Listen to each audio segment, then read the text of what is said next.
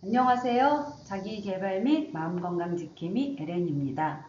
지혜스토리2에서는 니체의 철학을 교육심리학자가 해석을 한 컨텐츠입니다. 그 8번째로 도덕의 계보입니다. 정말 도덕도 지루한데 계보도 좀 지루한 두 가지의 키워드가 콜라보 되어 있습니다. 1887년도에 니체가 도덕과 도덕적 가치에 대해서 그가 고민을 했던 내용들을 적은 3편의 논문을 묶어갖고 만든 책이 도덕의 계보입니다. 자, 우리는 도덕하면 딱 제일 먼저 떠오르는 게 착하다라고 하는데, 어려서부터 착하게 살아야지, 그리고 좀 남을 배려하면서 살아야 돼. 그리고 누군가를 위해서 희생한 것은 굉장히 아름다운 거야. 그리고 큰아이니까 양보하고 동생들을 좀 돌봐줘야 되지. 이러한 메시지들을 굉장히 많이 듣고 자랍니다. 그래서 배려를 한다든지 양보를 하면 우리는 칭찬을 받고 인정을 받는데, 여기에서 니체는 근본적으로 질문 하나를 던집니다. 왜 우리는 착해야 하는가? 그리고 착하다라고 하는 말은 누가 정의를 했는가? 이런 부분에 대해서 좀 스스로에게 질문을 던졌고, 당연히 질문이 던져지면 우리는 답을 찾아내야 되기 때문에 이 답을 찾는 과정에서 니체가 정리한 책이 바로 도덕의 계보라고 볼 수 있습니다. 자, 제가 이제 수업 시간에 당신은 착한 사람입니까? 물어보면 대부분 그렇다라고 대답한다든지 아니면 착하게 살려고 노력을 하고 있습니다. 이렇게 대답을 합니다. 그러면 이제 제가 두 번째로 그럼 착함은 뭘까?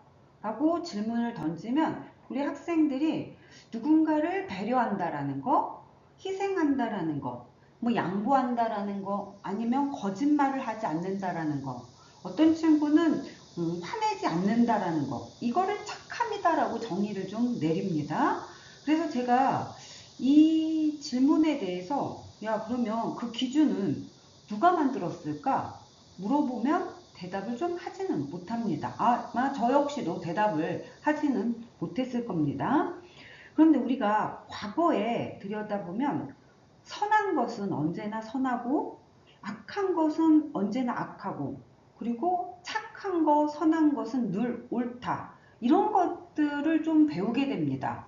그래서 과거에는 이 도덕이라고 하는 착함이라고 하는 것들이 보편적이면서도 좀 절대적이다라고 하는 걸로 우리가 학습을 했고 배웠는데, 니체는 착하다라는 것은 결국에 평가인 건데 평가 이전에 도덕이 어떻게 탄생했어? 그게 궁금했습니다. 그래서 우리는 선하다라는 걸 왜 선하다라고 부르게 되었는지, 요것에 대해서 질문을 던졌고, 이 질문의 과정을 답을 찾아내는 프로세서를 공부하는 거 우리가 이제 계보학이라고 표현합니다. 그러니까 어떤 가치가 만들어졌으면 그 가치가 언제 어떤 환경에서 누군가의 필요에 의해서 만들어졌는지를 추적하는 방법을 바로 계보학이라고 표현합니다. 그래서 니체는 도덕이 무엇이다 라고 하는 것보다 그게 언제 출발을 했는가, 여기에 관심을 좀 가졌던 것 같습니다. 자, 그리고 니체는 도덕을 두 가지로 나눴습니다. 하나는 주인 도덕과 노예 도덕으로 나눕니다. 자, 주인과 노예라고 하는 것을 딱 언뜻 들면 우리가 이제 계급을 연상하게 되고, 그냥 도덕도 계급이 있다라는 거야? 아닙니다. 도덕의 계급을 설명하려고 주인과 노예를 만든 게 아니라 가치를 만들어내는 방식의 차이를 설명하기 위해서 주인 도덕과 노예 도덕이라고 하는 철학적 개념을 설명을 한 겁니다. 자, 주인 도덕이라는 것은 강함, 용기, 창조성, 자신감, 당당함, 삶을 적극적으로 긍정하는 태도. 뭐 한마디로 정리하면은 자신의 능력을 충분히 발휘하는 상태라고 볼 수 있을 겁니다. 심리학자 중에 메슬로우라고 하는 심리학자가 네가 갖고 있는 어떤 잠재되어 있는 것들을 끄집어내서 가장 이상적인 상태까지 올라가 있을 때 그거를 자아 실현이라고 표현했습니다. 제가 볼 때는 메슬로우가 설명하고 있는 자아 실현을 이룬 사람들이 가지고 있는 가치 체계를 주인 도덕이라고 볼 수 있을 것 같습니다. 반면에 이제 겸손, 순종, 희생, 복종, 인내, 자기 희생 이런 것들을 우리가 노예 도덕이라고 표현을 했고, 니체는 겸손이라고 하는 것 자체를 비난한 건 아닙니다. 희생과 복종, 인내를 비난했던 게 아니라 니체가 비난한 것은 바로 무엇이었느냐, 비판한 것은 바로 무엇이었느냐, 삶의 과정에서 겸손, 순종, 희생, 복종, 인내, 자기 희생이라고 하는 이 가치가 유일하게 옳다라고 절대화하는 것을 비판했습니다. 왜냐하면 니체는 노예 도덕을 어쩌면은 힘이 부족한 사람이 자기를 보호하기 위해서 만들어 놓은 가치 체계라고 설명을 했고, 주로 노예 도덕은 그 체계에 의해서 움직여지는 삶의 방식이라고 본 것 같습니다. 자, 니체 하면은 가장 많이 대중적으로 알려진 단어 중에 하나가, 키워드 중에 하나가 바로 원한. 원어를 그대로 읽게 되면 르상티망이라고 볼 수가 있습니다. 르상티망은 분노라고 하는 걸로 해석을 하는데 단순하게 분노만을 말하는 건 아닙니다. 내가 누군가하고 직접 맞설 힘이 없을 때 내가 갖고 있는 불편한 감정들, 눌러놨던 것들을 도덕으로 전환시키는 과정을 르상티망이라고 표현을 했습니다. 그래서 약한 입장에 있는 사람이 강자에게 품는 질투, 원한, 열등감, 복수심 이런 것들을 마음속에 쌓아서 억눌러 놓게 되고, 그 억눌러 놓은 것을 폭발시키기보다는 도덕적으로 좀 나는 괜찮은 사람이다 라고 하는 걸로 좀 무장하려고 하는 것. 자, 예를 들어서 분명히 나는 성공하고 싶거든. 그런데 내가 성공을 못했어. 그러면 내 스스로 이렇게 성공하는 것보다도, 돈을 추구하는 것보다도 나는 사람이 더 중요해. 그리고 누군가가 승진을 하게 되면 승진했다라는 것은 뭔가 편법을 썼다든지 아니면 아부를 했다든지 뭔가 이기적인 행동을 했을 거야. 그래서 승진했을 거야. 이렇게 전환하는 것을 바로 르상티망이라고 표현했습니다. 물론 이런 판단이 모두 다 르상티망은 절대 아닙니다. 다만 이제 니체는 자신의 무력감을 도덕적으로 우월감으로 바꾸려고 하는 이 심리 상태를 르상티망이라고 표현을 했습니다. 도덕을 착함으로 규정을 하게 되면 도덕적인 사람은 당연히 착한 사람이라고 볼 수 있습니다. 물론 착한 사람으로 살아가는 건 저도 필요하다라고 바라봅니다. 그런데 이 착한 사람과 착한 사람 컴플렉스는 좀 다른 개념입니다. 자, 아들러가 설명했던 심리학의 내용 중에 열등감과 열등감 컴플렉스가 있습니다. 내 스스로 열등하다라고 느끼는 건 문제가 아닙니다.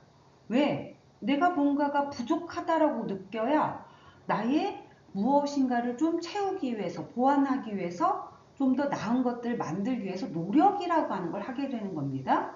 그런데 이 열등감 컴플렉스는 그 열등감에 사로잡혀 있는 거, 그거는 병리적이다라고 바라봤습니다. 아마 니체도 착한 사람과 착한 사람 컴플렉스를 좀 구분하려고 했던 것 같습니다. 정말로 선하다라는 것은 착한 사람인 것이고, 반면에 내가 인정을 받고 싶고 칭찬을 받고 싶고 승인을 받고 싶어서 하는 행동이라면 그거는 착한 착한 사람이라고 보기보다는 착한 사람 컴플렉스라고 해석을 했던 것 같습니다. 예를 들어서 누군가의 부탁을 내가 거절하지 못해. 그리고 지금 이 상황이 내 안에서는 되게 싫어. 그런데도 미소를 좀 짓고 있어. 그리고 좋은 게 좋은 거니까, 그리고 갈등을 피하기 위해서 내가 불편하지만 나의 의견을 숨기는 거. 왜? 하게 되면 그래야 될 것 같습니다. 라고 하는 답변이 많습니다. 자, 그래서 제가 조금 더 들어가서 왜 그래야 될 것 같은데 물어보면은 나는 좀 착한 사람으로 보이고 싶은 욕구가 좀 들어가 있습니다. 착한 사람으로 보인다라고 하는 것은 사회적으로 들여다보면 괜찮다라고 하는 평가를 받을 수 있기 때문에, 그래서 부탁을 거절하지 못한다라고 하는 것은 결과입니다. 결과. 그런데 내가 왜 부탁을 거절하지 못하지? 라고 하는 그 동기를 좀 분석을 해보고, 부탁을 거절하는 것은 되게 나쁜 거다라고 하는 생각을 하게 되면 인정받고 싶은 욕구 때문에, 그거는 착한 사람, 컴플렉스인 것이고, 기본적으로 이 안에 선한 사람들이 있습니다. 자, 그런 사람들은 인정받기 위해서 부탁을 거절하지 않은 게 아니라 그냥 부탁이라고 하는 건 내가 할 수 있으면 해주면 되는 거지 라고 하는 이런 개념으로 접근하고 있다면 선한 행동이라고 볼 수 있을 것 같습니다. 자, 니체는 도덕 자체를, 착함 자체를 부정하려고 했던 건 절대 아닙니다. 네가 하고자 하는 도덕적인 행동, 그 착한 행동이 너의 자율성이 들어가 있는지를 좀 점검을 해봐라 라고 하는 개념으로 도덕과 도덕적인 가치에 대해서 공부를 하고 연구를 했던 학자였던 것 같습니다. 그래서 그는 어쩜 도덕을 받아들이는 인간이 아니라 도덕을 성찰하는 인간이 되었으면 좋겠다 라고 말한 것 같습니다. 즉 도덕을 무시하자라고 하는 건 절대 아닙니다. 니체는 도덕을 없애려고 했던 것도 절대 아닙니다. 다만 도덕이라고 하는 걸 한번 너의 자율성의 의지를 개입해서 생각은 좀 했으면 좋겠다 라고 하는 측면입니다.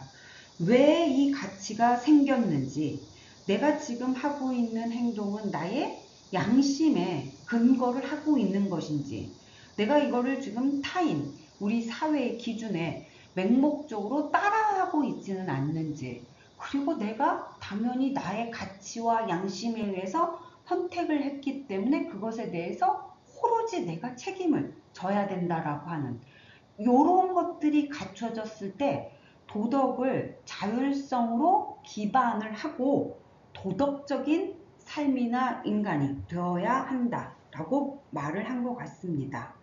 자, 여기에서 질문을 던지고 마무리하겠습니다. 당신은 지금까지 살아오면서 선이라고 믿었던 게 정말로 당신이 선택한 선인가요? 라는 질문을 던져봅니다. 교육심리학자가 이해한 니체는 지속되겠습니다.